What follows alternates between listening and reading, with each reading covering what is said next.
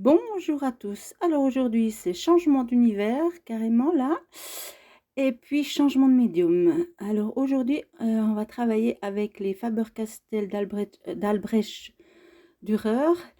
C'est pas facile à prononcer. C'est des crayons de couleur aquarellables. Voilà, là j'ai la boîte de 60. Je me suis fait un petit plaisir là. Là j'ai déjà choisi mes rouges, donc vous avez deux racks. Donc c'est déjà pas mal pour un début.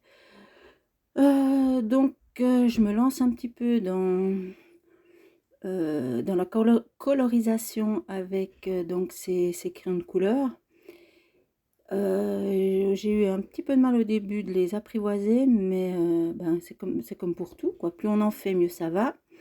Là, j'ai utilisé un pinceau à réservoir d'eau. C'est quand même plus pratique. J'ai essayé avec un pinceau normal, mais je trouve c'est plus compliqué. Là, je vous ai montré un petit peu la texture du papier. Donc, c'est un papier, je ne sais, je crois qu'il vient d'Action d'ailleurs. Donc, très très structuré. En règle générale, c'est vraiment pas l'idéal pour des crayons de couleur. Mais c'est un peu ce que je recherchais, vu, bon, là, c'est des crayons aquarellables. Donc, ça gêne pas trop. Évidemment, l'effet n'est pas pareil que si vous avez du papier lisse. Mais je voulais un peu de cette structure pour mon phare. Je trouvais que c'était quand même, c'est ce que je recherchais vraiment. Là, je voulais laisser donc cette partie tout en blanc. Mais si on laisse enfin, blanc sans rien mettre dessus, c'est très plat. Donc c'est pas ce que je voulais. Je voulais quand même qu'il y ait un certain relief. Donc j'ai simplement mis du gris. Vous voyez, je prends toujours 3 couleurs, du gris, pour faire les bords, pour faire un petit peu pour faire ressortir tout ça. Donc dans l'idée, c'est toujours d'aller du plus clair au plus foncé pour amener les pigments vers le foncé. Mais là, vu qu'il n'y a qu'une toute petite partie qui est colorisée, donc c'est pas, la technique n'est pas tout à fait la même. Là, j'ai préféré faire le contraire. J'ai préféré prendre les pigments foncés et les ramener un peu à l'intérieur. Je ne sais pas si vous voyez un petit peu, j'espère que c'est un peu clair mes explications. Mais vu qu'il y a très très peu de couleurs, ramener le clair au foncé, c'est pas, enfin, ça rend rien, on va dire ça comme ça.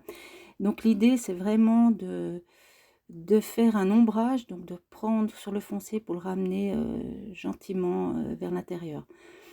Euh, le pinceau réservoir, l'idéal c'est de prendre un pinceau à réservoir à pointe fine, c'est quand même plus facile.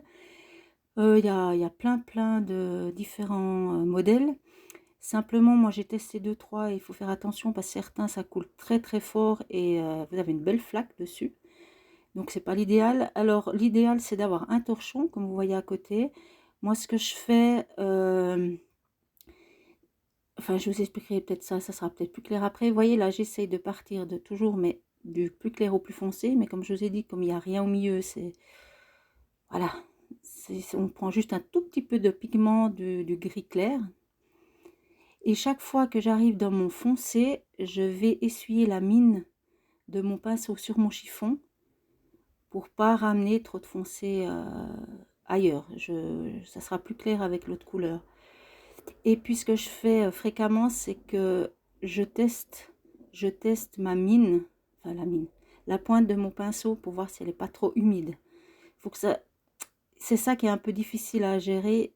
Il faut que ça soit humide quand même pour que l'aquarelle, enfin qu'on puisse aquareller les crayons de couleur, mais il faut pas non plus trop parce que sinon vous avez des flaques et la couleur se mélange pas comme on aimerait. Vous voyez là c'est très très petit. Donc chaque fois que j'arrive dans mon foncé, j'essuie le bout de mon pinceau. Là, on va mieux voir. Donc là, on va là, ah, là, je reviens. Là, vous voyez vraiment la texture du papier. Donc j'arrive pas à mettre de la couleur partout à l'intérieur. Donc c'est pas bien grave. Donc je passe ma première couche de rouge le plus clair. Ensuite, je vais prendre, ah là, non, là j'ai pris que 2 couleurs parce que au début, je voulais en prendre 3, mais c'est pas trop ce que je voulais. Donc voilà. Donc le but, bon là, il n'y a pas de trop de foncé et de clair, mais le but, c'est de partir d'un côté et puis d'amener gentiment le pigment, voilà, où on aimerait que ça soit plus foncé. Et chaque fois qu'on arrive au bout, l'idéal, c'est quand même d'essuyer la pointe de son pinceau. Comme ça, si on reprend le clair, ben, vous n'avez pas la pointe trop foncée. Alors là j'ai fait en 2 étapes. J'ai juste attendu que ça sèche un peu. Donc la même chose, j'en mets là partout. Je laisse un peu plus clair, vous voyez, sur ma droite. Si vous, voilà. Donc vous voyez, je teste ma pointe du pinceau. Et là, voilà, j'y vais, je balaie. Et j'amène les pigments donc où je veux qu'il y ait de l'ombrage. Voilà. Et quand j'arrive au bout, j'essuie ma pointe. Là, comme c'est un peu plus sec en haut, je vais quand même faire ressortir, j'ai envie de faire de l'ombrage. Donc, il n'y a pas de souci, on peut revenir plusieurs fois où c'est qu'on est déjà passé. Là, c'est vraiment la troisième couleur, oui, je dis pas de bêtises, la troisième couleur qui est vraiment très foncée. Voilà, c'est juste, ça donne un peu de relief au phare. Si on mettait rien, ben, on aurait l'impression que le phare est plat. Donc là aussi, bah, c'est avec l'expérience, à force de faire, qu'on rajoute les couleurs au fur et à mesure. Ben là, vous voyez, c'est la même chose. Donc, je vais gentiment, voilà. Et chaque fois, là, je reprends un peu de foncé. Et chaque fois, j'essuie ma pointe.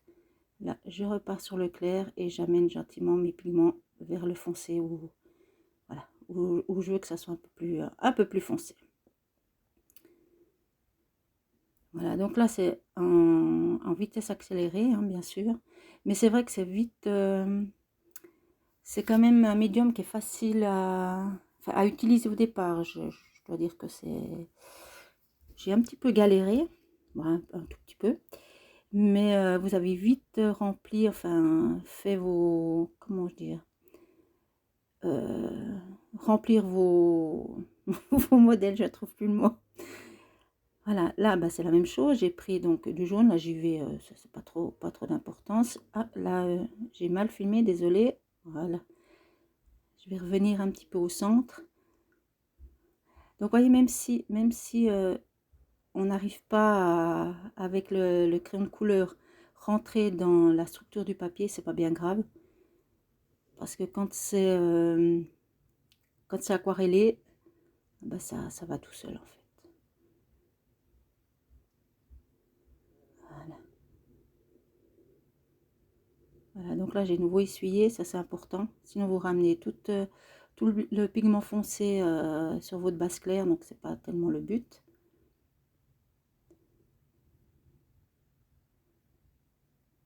Voilà, et je vais faire la même chose. Voilà, vous voyez, là je trouve que c'était pas assez foncé, donc il n'y a pas de souci. On n'est pas obligé d'attendre que ça soit sec. On peut directement rajouter du pigment. Ça c'est sympa. Là, désolé, je suis un peu hors cadre, donc je fais un petit peu la lumière. Voilà, je suis revenue. Et puis, je vais faire donc le fond, donc la même chose. C'est le même principe. Là, je vais prendre du gris clair. Là, je fais tout parce que j'ai envie, donc, comme c'est le fond du phare, je fais un petit peu, voilà, qui est un peu une structure. Donc, je vais du plus clair au plus foncé. Je mets un petit peu, c'est aléatoire. Voilà, là, je reviens avec mon clair, mon foncé. Toujours, voilà, toujours un peu dans les bords un peu plus foncés pour que ça fasse un bombé. Voilà, que mon phare soit un peu bombé, qu'on voie quand même que ça soit pas plat. Donc là j'ai pas vraiment de règles. Je vais un peu partout. L'idée c'est que qu'il y ait comme s'il y avait de la pierre sur mon phare. Voilà, je reviens. Donc là il y a pas vraiment de règles. J'y vais un petit peu comme je le sens. Alors ici, donc on est donc sur la base du phare, sur sur le sol. Donc je mets un peu de vert, je mets voilà, du noir. Je veux aussi qu'il y ait une... Enfin, qu'il y ait différentes couleurs pour marquer le sol. Voilà. Là, la même chose, je mets un petit peu mes couleurs un petit peu aléatoires. Et puis, j'essaie d'aller couleur par couleur. Donc, chaque fois, vous voyez, je nettoie ma pointe. Voilà, pour pas quand même trop mélanger, trop mélanger mes couleurs. Voilà. Donc là, pour moi, le fard ah non, non, je suis allée un peu trop vite. Donc, je remets un peu de lumière dans mes fenêtres. Vous voyez, c'est très rapide en fait. On se donne, quand on applique le crayon de couleur, euh, il n'est pas nécessaire de faire très régulier on va passer de l'eau dessus. Donc, on le fera avec le pinceau. Là, on peut aussi prendre directement, comme vous voyez, sur la mine du crayon. Si on veut que ça soit un petit peu plus intense, voilà, on prend sur la mine du crayon, comme ça vous avez les pigments au maximum. Et puis après, bah là, j'étire simplement la couleur. C'est pour ça que c'est bien d'avoir quand même une pointe assez fine. Ça nous permet d'aller vraiment un peu partout. Surtout pour ce genre d'éléments. Voilà, donc pareil. C'est très agréable. Je trouve que c'est très agréable à faire. Quand on a pris un peu le coup de main, bon, il y a encore... je veux dire, j'ai encore un peu de la technique à apprendre. Hein, il ne faut pas non plus... mais quand on comprend déjà la technique, déjà ça, c'est quand même ça, c'est agréable à faire. Bon là, je suis sortie un peu du cadre, comme d'habitude. Voilà, là, je voulais faire une base un peu plus foncée. Voilà, je repasse pour un petit peu, voilà.